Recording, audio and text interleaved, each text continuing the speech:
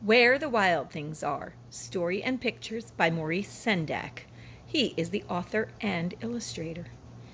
If you look closely, there's a medal on this book called the Caldecott Medal, which means it was the best storybook written for children in 1963. Each year, one book is chosen of all the books, and this is one of the best.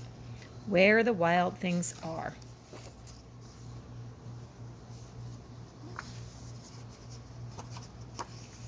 The night Max wore his wolf suit and made mischief of one kind and another, his mother called him Wild Thing, and Max said, "I'll eat you up." And so he was sent to bed without eating anything. I don't think his mommy liked that, right? That very night in Max's room, a forest grew. And grew and grew until the ceiling hung with vines and the walls became the world all around. And an ocean tumbled by with a private boat for Max, and he sailed off through night and day. And in and out of weeks and almost over a year to where the wild things are. And when he came to a place where the wild things are, they roared their terrible roars and gnashed their terrible teeth and rolled their terrible eyes and showed their terrible claws.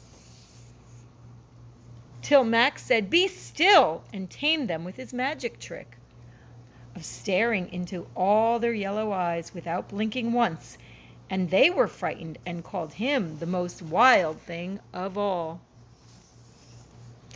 and made him king of all wild things. And now, cried Max, let the wild rumpus start. Look at them all.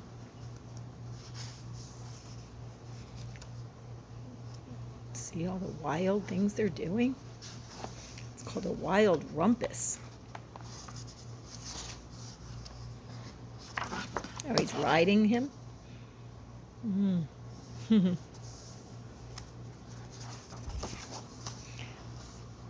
Now stop, Max said, and sent the wild things off to bed without their supper. And Max, the king of all wild things, was lonely and wanted to be where someone loved him best of all. Then, all around from far away across the world, he smelled good things to eat. So he gave up being king of where the wild things are. But the wild things cried, "Oh, please don't go. We'll eat you up, and we love you so."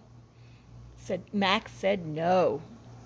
The wild things roared their terrible roars and gnashed their terrible teeth and rolled their terrible eyes and showed their terrible claws.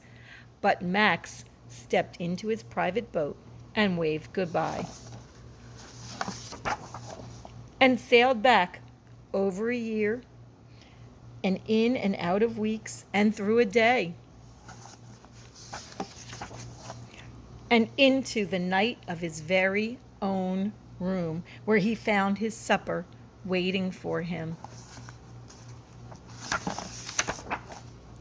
And it was still hot. Do you think that Max really went on that trip?